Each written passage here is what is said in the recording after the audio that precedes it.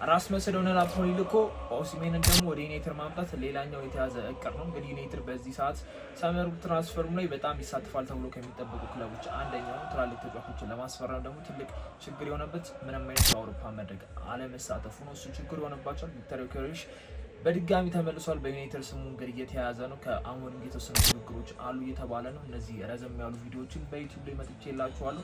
አጠር ያጠሩ ቪዲዮዎችን ደግሞ በቲክቶክ እንሰራዋለን። እንደዚህ በደንብ ማውራት የምንችልበት ሀሳብ የምንሰጥበትን ቪዲዮ ደግሞ እንደዚህ ዩቲዩብ ላይ እለቅላችኋለሁ። ሰብስክራይብ ማድረጋችሁ እንዳረሱ። ስለ ሶስቱ አጥቂዎች እና ስለ ራስመስ እና ኦሲሜን ምን አይነት ነገር ነው የሚኖረው የሚለው ነገር አብረን እናውራ።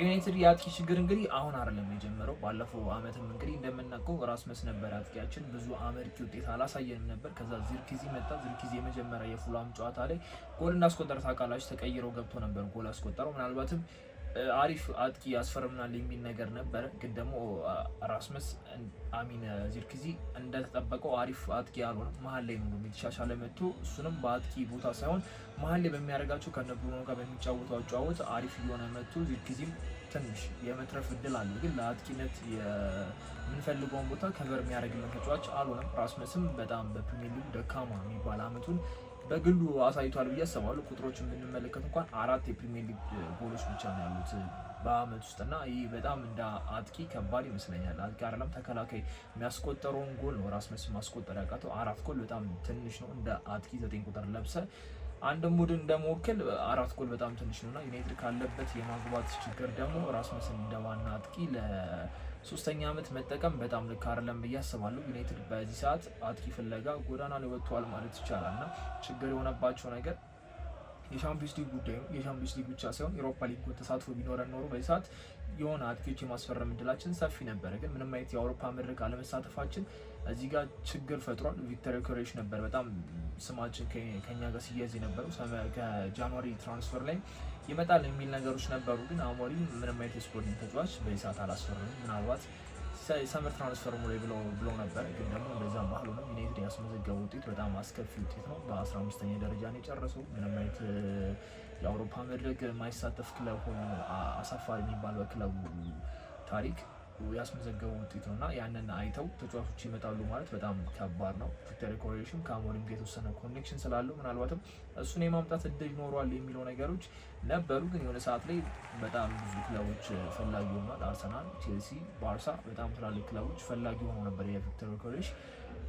ከዩናይትድ ከዚህ ዝውውር ውጪ እንደሆነ በጣም ሲነገር ነበረ የሻምፒዮንስ ሊግ ችግር ስለነበረባቸው። ግን ተመልሶ ደግሞ አሁን እንደ አዲስ መወራት ተጀምሯል። ለቪክተር ዮኬሬሽ እና አሞሪም የተወሰነ ኮኔክሽን እንዳላቸው እና አሞሪም ለእሱ የተወሰኑ ነገሮችን ግልጽ እንደሚያደርግለት ስለ ፕሮጀክቱ እንደሚያብራርለት የተናገረው።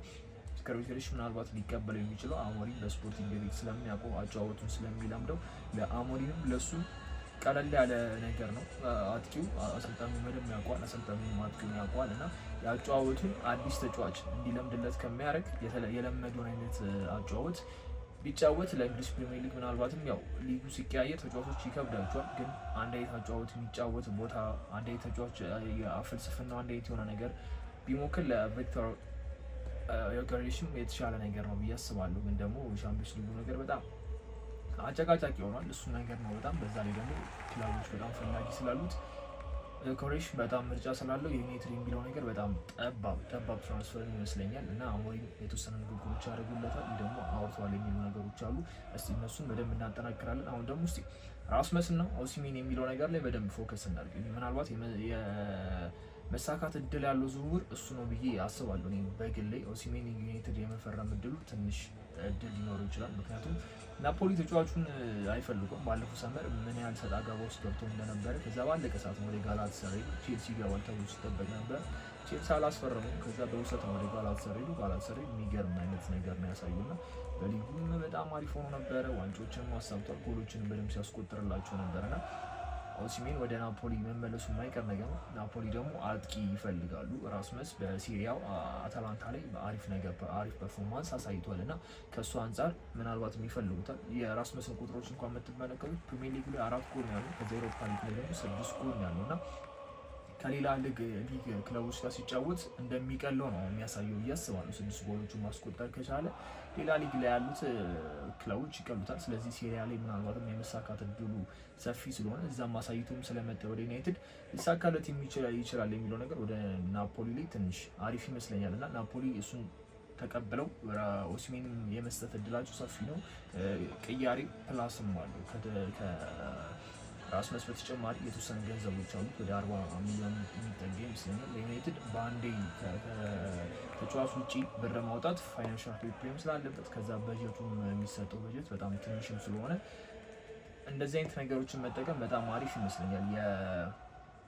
ያስፈረምነውን እንኳን የማቲያስ ኩኛን ዝውውር ብትመለከቱ በ5 ዓመት እንክፈል ነበር ዩናይትድ ሲሉ ነበሩ። ወልቭሶች ያን ነገር ተቀባይ ሳያረጉት ቀርተው በ2 ዓመት ውስጥ 3 የተከፍለው እንዲያልቅ ነው የተደረገው። የ62 ሚሊዮን በ3 ክፍያ እና ዩናይትድ ነገር አይከብደውም። ያለውን እንትን ፋይናንሻል ፔፕ እያስተካከለ የተሰጠውን በጀት ደግሞ የሚጠቀሙ ይመስለኛል እና ስለዚህ 40 ሚሊዮን ለኦሲሜን ማውጣት በጣም አሪፍ ይመስለኛል።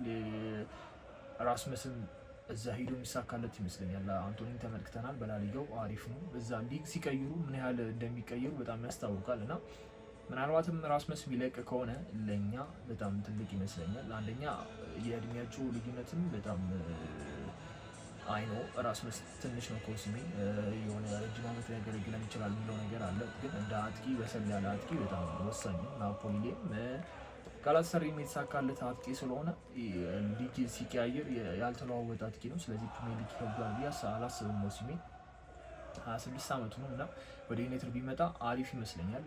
ከነ አማድ ጋር ደግሞ ጋርናቾ የሚቆይ ከሆነ ከጋርናቾ ጋር ግን የአሞሪም ነገር የተለያየ ነገር ስለሚመስል ምናልባትም የሌላ ተጫዋች ምና ይመስለኛል በከንፍ በኩል እና የኦሲሜን ዝውውር የመሳካት እድሉ በጣም ሰፊ ነው። እኔ በግሌም ከቪክተር ዮኬሬሽ ይልቅ ኦሲሜንን ቢያመጣ ላለው ዩናይትድ ያው ከአሞሪም አጨዋወት ጋር አሞሪም የሚያውቀው አጥቂ ቪክተር ዮኬሬሽ ነው፣ ለእሱ ይቀሏል ተብሎ ይታሰባል። ግን ኦሲሜን እኔ አላውቅም፣ በሁሉ ነገር ተመራጭ አጥቂ ይመስለኛል።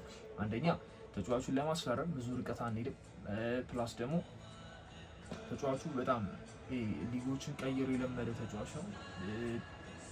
ክለቡ እሱን ለመልቀቅ በጣም ፍቃደኛ ይመስለኛል። በጣም ፍቃደኛ ሳይሆን በቃ ከናፖሊ ጋር ያለው ሰጣ ገባ ተስማምቶ አይደለም የሚለቀቀው። ስለዚህ ናፖሊ እሱን የመልቀቅ እድላቸው በጣም ሰፊ ነው። እና ደግሞ እነሱ የሚፈልጉትን ነገር ለማቅረብ ደግሞ በጣም ቀላል ነው። ራስመስን ለመልቀቅ ዩናይትድ ይቸገራል ብዬ አላስብም። በኦሲሜን ለመቀየር ምንም የሚያስቸግረን ነገር የለም። በጣም ቀላል ነገር ነው።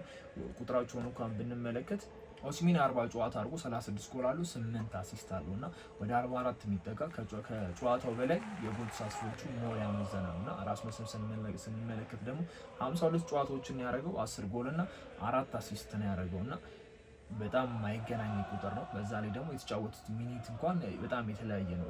ኦሲሜን ወደ 3148 ደቂቆችን ነው መጫወት ይቻለው። ራስመስ ደግሞ 3328 ደቂቃ አካባቢ ነው መጫወት ይቻለው እና እነዚህን ስንመለከት የኦሲሜን ጥራት ያለው አጥቂ እንደሆነ በደንብ ያሳየናል።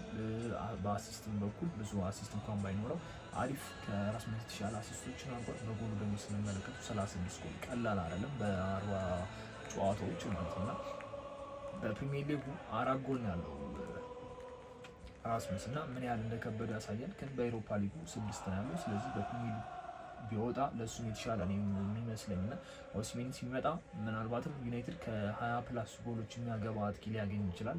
በአንድ ሲዝን ውስጥ ከ20 በላይ ጎል የሚያስቆጠር አጥቂ ክለብ ውስጥ ኖረ ማለት ቢያንስ ጎሎች ቢቆጠሩብህ ጨዋታዎችን የማሸነፍ የጎል ዕዳ ሳይኖርብህ ነጥቦችን እያስተካከልክ ባላንስ እያደረግ የምትሄድበት ነገር ይኖራል ብዬ አስባለሁ። ባርሴሎና መመልከት እንችላለን። 4 ተቆጥሮባቸው 5-4 የሚያሸንፉበት አጋጣሚ አለ። ምንም ጎል ቢገባባቸው ፊት ለፊታቸው በጣም ጽድት ያሉ አጥቂዎች እነ ራፊኒያ ራሳቸውን የባላንዶ ተጫዋች ያደረጉበት፣ ላሚን ያማል ታምረኛው ሕፃን የሆነበት፣ ላንዶቭስኪ ሁላችንም እንደምናውቀው ድጋሚ ደግሞ ጎሎችን ማስቆጠር የጀመረበት ታይም ነው እና ሶስቱን ፊት ለፊት ስንመለከት ጎል በጣም ያገባሉ። ባርሴሎና ደካማ የመከላከል ሂደትም አለው፣ ጎሎች የሚቆጠርበታል። ግን ያንን ያጣፋል ነው የሚገባበትን ጎል ማስቆጠር ይሽሯል። ግን ዩናይትድ ቤት ስንመለከት የሆናና ችግሮችም አለ። አንዳንድ ተከላካዮችን የሚሳሳቱ ስህተት አለ፣ ጎሎች ይቆጠሩብናል። ግን ደግሞ የሚያገባ ተጫዋችም የሉንም። ኮንስታንትሊ የሚያገባ ተጫዋች የለንም። አማድ ነው ያለው። አማድም ከጉዳት መጥቶ ነው እንትን ያለው። ስለዚህ ኮንስታንትሊ በደንብ ተከታታይ 3-4 ጨዋታዎችን የሚያገባ 5 ጨዋታዎችን ተከታታይ የሚያገባ ተጫዋች ከሌለ የዋንጫ ተፎካካሪ ሆኖ የሻምፒዮንስ ሊግ ቶፕ 4 ለመጨረስ ምናምን ነገር ከባድ ያደርገዋል እና ኦሲሜን ለዩናይትድ በጣም ትክክለኛ የአጥቂ ተጫዋች ይመስለኛል። ከቪክቶር ዮኬሬሽ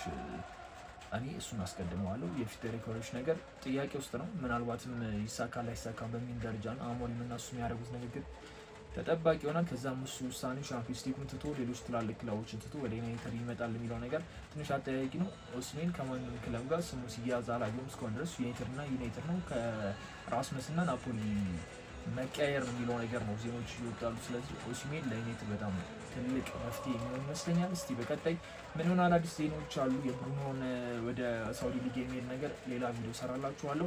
ሰብስክራይብ ማድረጋችሁ እንዳረሱ አዳዲስ ነገሮች ካሉ ረዘም ያሉ ቪዲዮስ ከሆኑ በዚህ ዩቲዩብ እንገናኛለን። አዳር ያሉ ቪዲዮችን ደግሞ በዛው በቲክቶክ እንገናኛለን። ይመቻችሁ። ቻው